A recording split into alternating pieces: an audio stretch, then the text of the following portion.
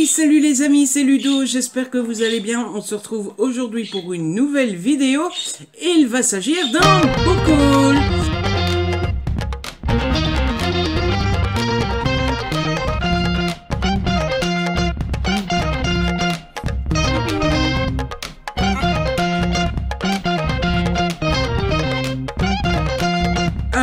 Un book haul du mois de mai et du mois de juin. Je vous tourne cette vidéo, nous sommes le 13 juillet, il est donc grand temps. Comme d'habitude, j'ai un poil de retard sur la chaîne, mais si vous suivez les vlogs, vous savez que j'ai eu pas mal de boulot. Et puis, il y a une bonne partie qui est due au fait que j'ai du mal à m'organiser. Et puis, on va pas se mentir, il y a un petit peu de flemme au milieu de tout ça. Mais ça y est, on est bon, on y est. La seule chose, c'est qu'il y a un jour ou l'autre où il va bien falloir que je vous tourne des updates lecture. En tout cas, on va se concentrer sur le book haul. J'ai rassemblé les 2 mois, comme je viens de vous le dire. Et ma foi... j'ai beau avoir rajouté, rassemblé les 2 mois, il n'y a pas énormément de choses. J'ai une vingtaine de livres et de BD à vous présenter. Une grande partie des livres sont des achats, une grande partie des BD sont des SP. Et je vous propose qu'on commence tout de suite, histoire que la vidéo ne dure pas trop longtemps. Enfin, on parle quand même de Ludo, mais on va essayer de faire court. Bon, on va commencer comme d'habitude avec les services presse. Tout d'abord, j'ai reçu 2 services presse de la part des éditions Le Cherche Midi. Vous savez que j'aime beaucoup les éditions Cherche Midi. Vous savez que j'aime bien le Cozy Mystery. Benoît, l'ancien attaché de presse, était parti. Je ne savais pas si j'allais pouvoir continuer le partenariat. Apparemment, bonne nouvelle, ils acceptent de continuer à travailler avec moi.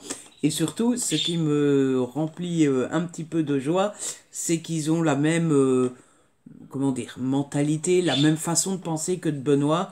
C'est-à-dire qu'ils m'ont tout de suite dit qu'il n'y avait pas de souci, que j'avais le temps, que je pouvais avoir du retard, etc. etc.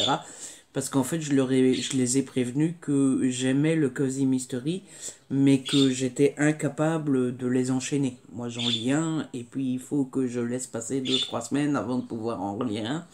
Et comme ils en sortent beaucoup, je ne sais pas suivre. Bref, j'ai reçu le tome 3 de la saga Le Club des amateurs de romans policiers de C.A. Larmer qui s'appelle Meurtre sous les étoiles.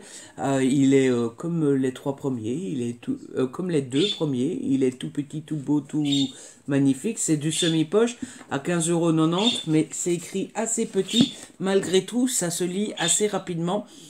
Pour la faire courte, c'est l'histoire d'une jeune dame qui a constitué un club de lecture. Ils sont passionnés de policiers un peu à l'ancienne, vous savez, genre Hercule Poirot, Agatha Christie, etc., etc. Enfin, oui.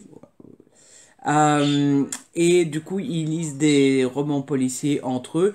Et forcément, ils se trouvent toujours au mauvais endroit, au mauvais moment, où il y a un meurtre, et ils enquêtent sur le meurtre. Et ensuite, j'ai reçu le premier tome d'une saga, en grand format cette fois-ci. Il s'agit de Personne n'était censé mourir pendant ses vacances, de Catherine Mack. C'est toujours au Cherche Midi pour le coup. Là, on passe en grand format et à 22 €. Apparemment, ça sera une nouvelle saga, puisque derrière, il est marqué: il sera bientôt suivi d'une nouvelle aventure d'Eleanor qui s'appellera Personne n'était censé mourir à ce mariage. Donc voilà, à mon avis, la saga va s'appeler Personne n'était censé mourir. Bon, on verra ce que ça donne. J'ai dit oui, je vous avoue, j'avais lu le résumé, mais j'ai complètement oublié. C'est écrit très gros pour le coup. Et je l'avais pris parce que je m'étais dit que c'était le genre de roman parfait pour lire dehors, à la table du jardin, au soleil. Mais nous sommes le 13 juillet et j'attends toujours le soleil. Voilà. On va rester positif et on va se dire que on aura du beau temps en septembre-octobre. Hein, voilà. De toute façon, on n'a pas beaucoup le choix que d'attendre gentiment. Ensuite, j'ai reçu 2 services presse de la part des éditions Addictive. Tout d'abord, j'ai reçu Brooklyn Girl de Luna Marsh. C'est en format poche. Je l'ai déjà lu, j'ai beaucoup aimé. C'est l'histoire de Aiden. Non, ça c'est le monsieur. La dame, elle s'appelle Amy. Amy va avoir un problème avec sa maman. Et donc, elle va devoir déménager chez son père qui l'a toujours complètement ignoré, qui en a jamais rien eu à secouer de sa vie, de son éducation, etc.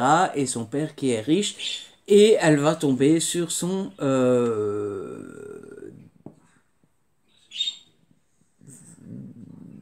c'est pas un demi-frère. Si, c'est un demi-frère. Non.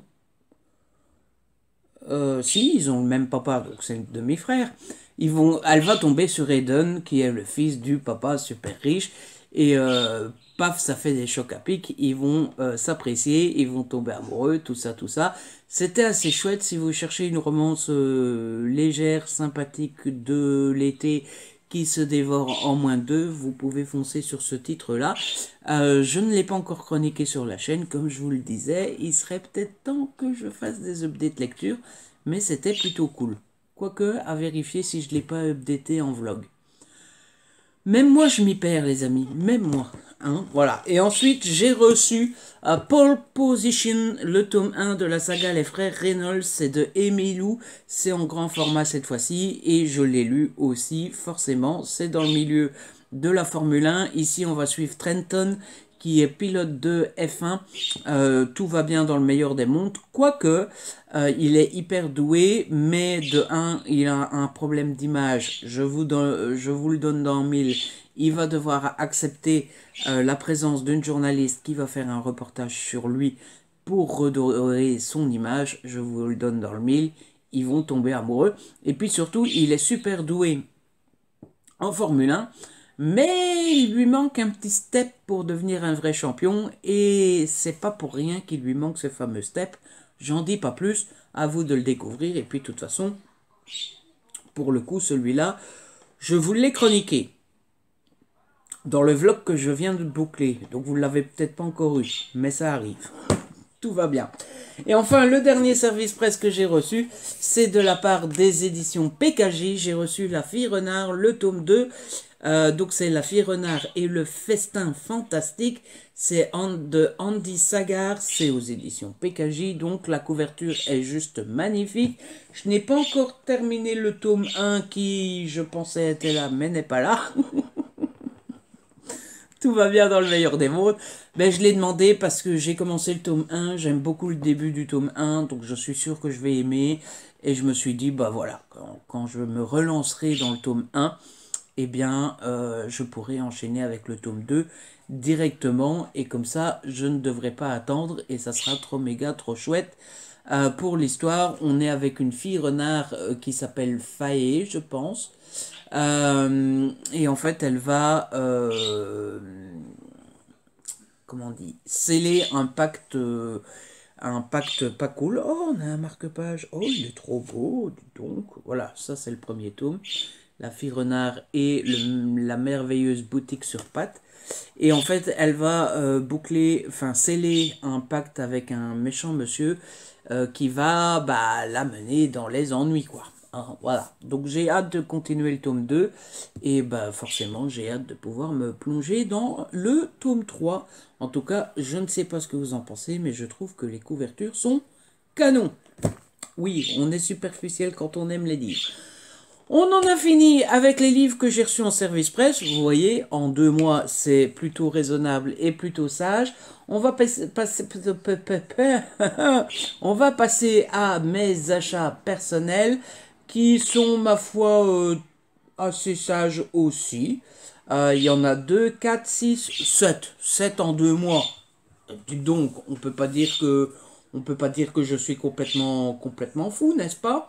Je ne sais plus du tout quand est-ce que j'ai acheté quoi. Si, je me rappelle, ça y est. Voilà. Donc, au mois de juin, j'en ai acheté 4. Tout d'abord, en allant à mon fameux trafic dont je vous parle à chaque fois, je me suis acheté Touch. On va essayer de le faire à l'anglaise. C'est peine perdue. Touchdown Campus Star de Sonia Birdie et c'est aux éditions addictives au format poche. Je l'ai déjà lu aussi pour être tout à fait honnête avec vous. Si, ça y est, je l'ai. Oui, c'est bon. C'est une jeune fille qui n'a pas la vie facile parce que sa maman a disparu. Je vous laisse découvrir pourquoi. Elle élève toute seule sa petite sœur, pas du tout, son petit frère, et elle va rencontrer Rocky. Non, Rocky c'est la fille.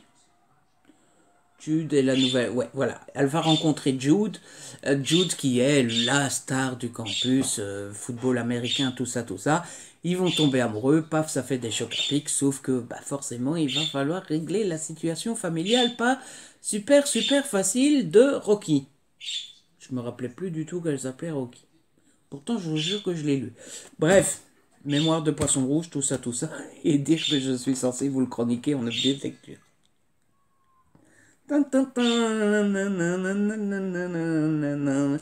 Ensuite, je me suis acheté Veux-tu être mon plus un de Tamara Baliana. C'est aux éditions Hugo dans la collection New Romance. Je l'ai déjà lu aussi. Je l'ai acheté parce que j'adore Tamara Baliana et que c'est une de mes autrices favorites que j'aime toujours beaucoup et je suis rarement déçu. Ici, on va retrouver Colin. Colin qui va rencontrer Alex. Pas du tout, Axel. Colin va se retrouver en colocation avec Axel parce qu'elle quitte son homme. Et surtout, il va se retrouver que tout autour d'eux, il y a des mariages. Voilà, c'est la saison des mariages. Il y a 10 mariages qui se suivent. Et pour pas être tout seul dans les mariages, surtout qu'ils sont pas super fans des mariages, eh bien ils vont s'entraider. Je sais pas si on a besoin d'aide pour aller à un mariage, mais en tout cas ils vont faire un pacte, c'est-à-dire de se rendre au mariage l'un avec l'autre. Et évidemment, paf, ça fait des chocs à pic. Ils vont tomber amoureux. C'était une très chouette comédie romantique. Digne des meilleurs téléfilms de TF1 ou d'M6. J'ai passé un super bon moment. Je dois peut-être encore vous le chroniquer, peut-être que je l'ai fait en vlog, je ne sais plus. Écoutez, moi-même je suis complètement largué. Ensuite, je me suis acheté le fameux Norferville de Franck Tillier aux éditions Fleuve dans la collection noire. Là pour le coup, je vous l'ai chroniqué en vlog, j'en suis sûr et certain. J'ai plutôt bien aimé, mais pas été complètement tout à fait convaincu. On va retrouver une policière qui vient de Norferville et depuis elle travaille au Canada, mais elle va retourner au Canada mener une enquête et elle va être accompagnée d'un monsieur dont j'ai complètement oublié le métier, mais en fait la victime, oui, il est criminologue le monsieur, et la victime sur laquelle ils vont enquêter, eh bien c'est la fille du criminologue. Ils vont donc se retrouver à Norferville, ils vont mener l'enquête entre, tous les deux, et voilà quoi, on est dans un milieu où il fait froid, mais je pense que la couverture parle d'elle-même. C'était chouette, j'ai retrouvé le style de Franck Tillier, etc., mais c'est pas son meilleur pour moi. Mais comme je vous l'ai dit, je vous l'ai déjà chroniqué, donc je vais pas trop traîner dessus. Et le dernier roman que je me suis acheté au mois de juin, c'était l'incontournable. Je me suis acheté Iron Flame, tout brûler, tout court, de Rebecca Yarros. C'était aux éditions Hugo dans la collection Romantasy en version collector à 30 balles. Mais ce sont 30 balles bien dépensées. Parce que d'abord l'objet livre est juste magnifique et en plus je suis complètement fan de la saga et de l'histoire et tout ça. J'étais en PLS quand je l'ai terminé, mais je vous en ai parlé aussi. D'ailleurs il est sur la vignette du vlog où j'en parle. Et voilà. Du coup, il me semble que je vous en ai beaucoup parlé dans le vlog dans lequel je vous en parle. Je sais pas si cette phrase est très française, mais bon, bref, faites semblant de rien. Donc, je vais pas trop en parler aujourd'hui, mais le tome 3 sort en anglais seulement au mois de janvier. Donc, l'attente va être longue. Et puis, en plus, comme j'ai une mémoire de poisson rouge, j'espère que d'ici là, j'aurai pas tout oublié. Après, j'ai tellement aimé que s'il fallait relire les 2 premiers tomes pour pouvoir lire le 3e, ça serait pas une catastrophe. Voilà. ça serait pas une punition. Ça, c'était mes achats pour le mois de mai, de juin, je ne sais plus, bref. Je vous fais mai et juin, il me semble que je vous ai dit que ça c'était le mois de mai, mais ça c'était le mois de juin en fait. On s'en fout, c'était mai ou juin. Ça s'arrange pas avec les années.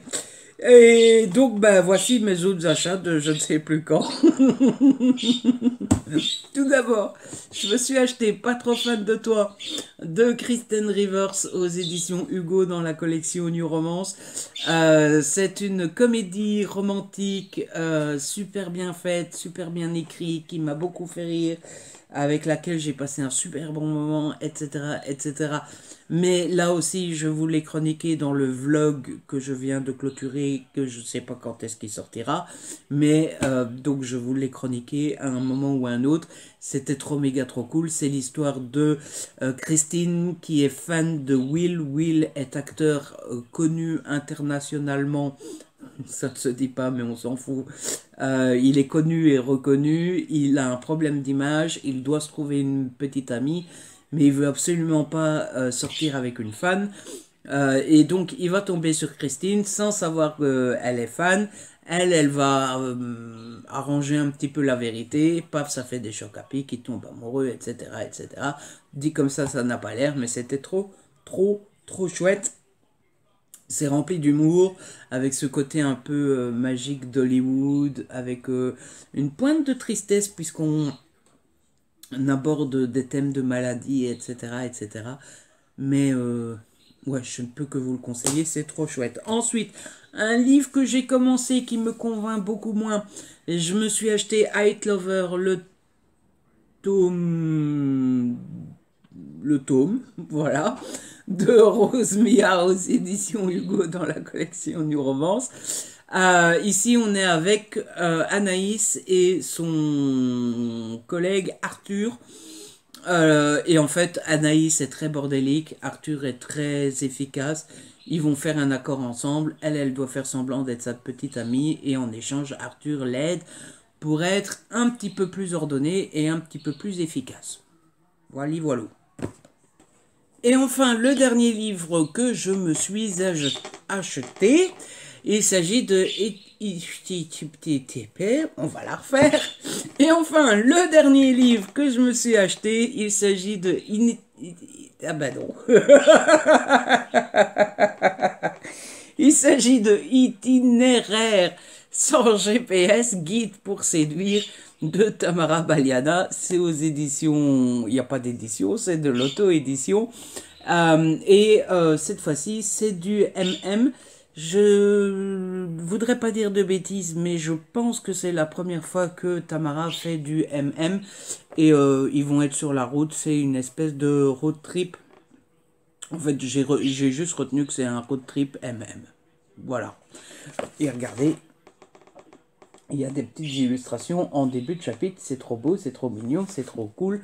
Ça donne trop envie et j'ai hâte de le lire comme tous les Tamara Baliana.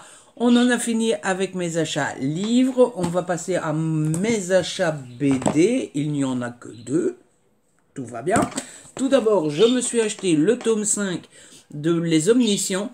Leur pouvoir, le savoir absolu. Alors, je ne sais pas c'est quoi le titre du tome 5. C'est le second squelette. C'est amusant qu'ils ne mettent pas le titre du tome sur la couverture. C'est aux éditions Le Lombard. C'est de Castellani et Dugommier. J'ai beaucoup aimé les 4 premiers tomes. J'aime beaucoup cette saga. C'est sur une bande de jeunes... non, ils sont pas amis à la base, ils se connaissent pas. C'est une bande de jeunes qui, du jour au lendemain, se réveillent et découvrent, décidément, donc, découvrent qu'ils ont le pouvoir absolu. Voilà, ils sont omniscients.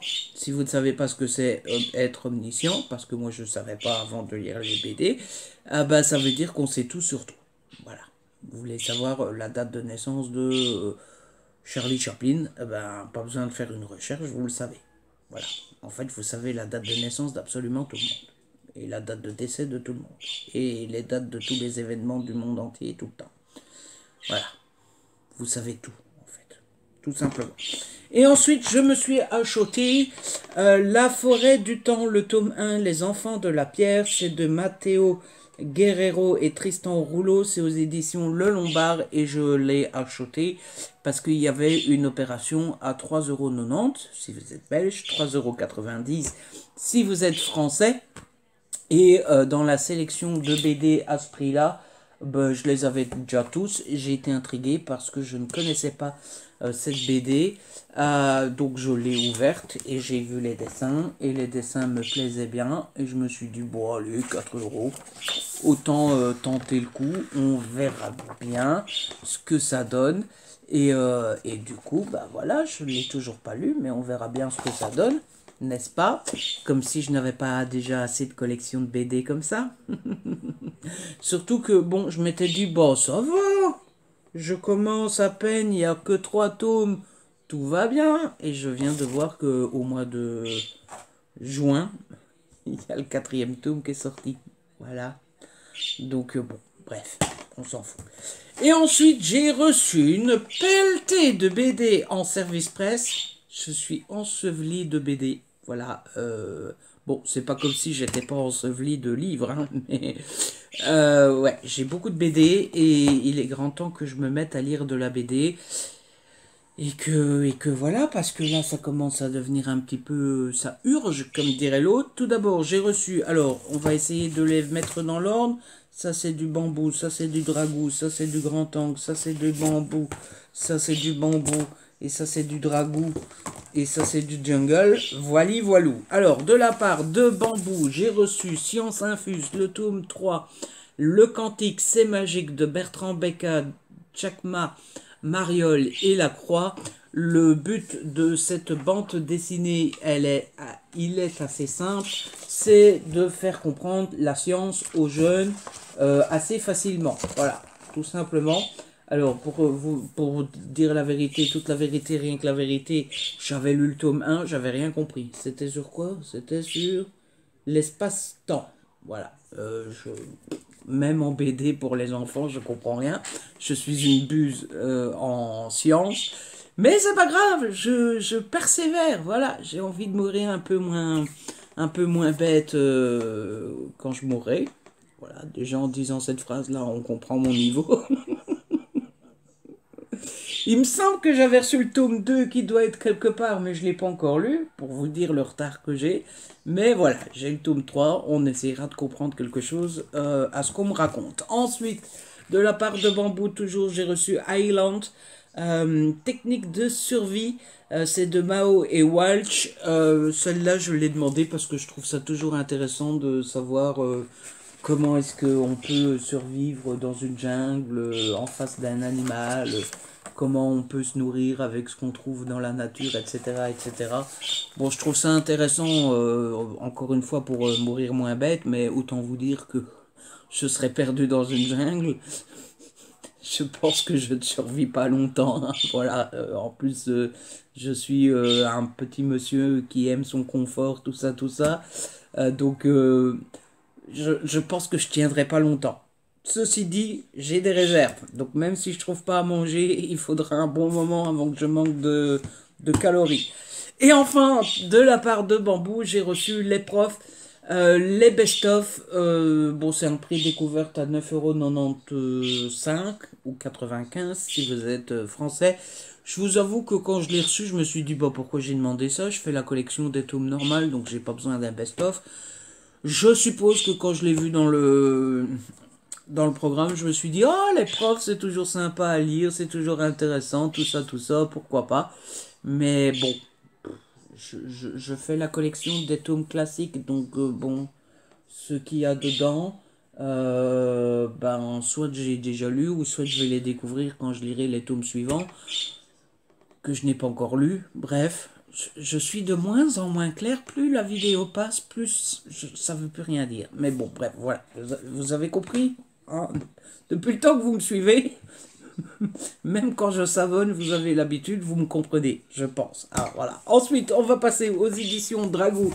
Tout d'abord, j'ai reçu Chevaux de foudre, c'est de Aurélie Wellenstein et Béatrice Penko Seshi. Voilà. Très inspiré. Voilà. Qu'est-ce que vous voulez que je vous dise? Non, plus sérieusement, pour dire toute la vérité, rien que la vérité, toute la vérité, je le jure, les dessins ne m'inspirent pas beaucoup, mais je l'ai demandé à cause de Aurélie Wellenstein, qui fait des romans, je pense, qui a un nom assez connu, qui est assez connu et reconnu, et du coup je me suis dit, tiens, c'est l'occasion de découvrir Aurélie sans devoir lire un roman, parce qu'un roman ça prend du temps et que j'ai déjà beaucoup de romans alors qu'une BD ça va beaucoup plus vite, mais j'ai tout autant de BD à lire, donc bon, bref, voilà, vous avez compris. Ensuite, toujours chez Dragou, j'ai reçu Opportune, c'est de Botian et Migaldi. C'est une fameuse, vous voyez, c'est pas du tout une taille classique en bande dessinée, mais bon, bref, ça, je pense que je l'ai demandé. Il sortait le 2 mai, ça va, je n'ai pas trop de retard. Je l'ai surtout demandé parce que j'aimais bien les dessins. Plus ça avance, plus j'ai de bordel sur ma table, plus j'ai du mal à vous montrer.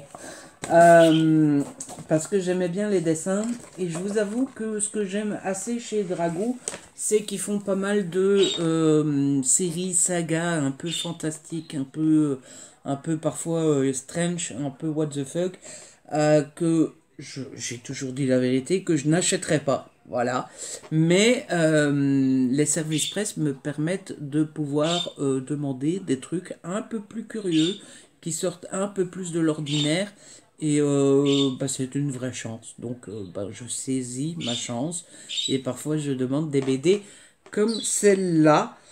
Et en plus j'ai beaucoup de chance. C'est le même groupe, hein, Dragou, Grand Angle, Bambou, etc. J'ai beaucoup de chance parce que c'est un groupe qui ne fait pas trop attention au délai qu'on met, aux chroniques, etc. etc. Ils m'ont envoyé aussi Bertie et Lasseter, c'est de Eric Stallner, c'est aux éditions Grand Angle. Je l'ai demandé parce que j'avais lu le premier ici, qui est là, et que j'avais plutôt bien aimé. C'était il y a 2 ans déjà. J'ai raté le tome 2.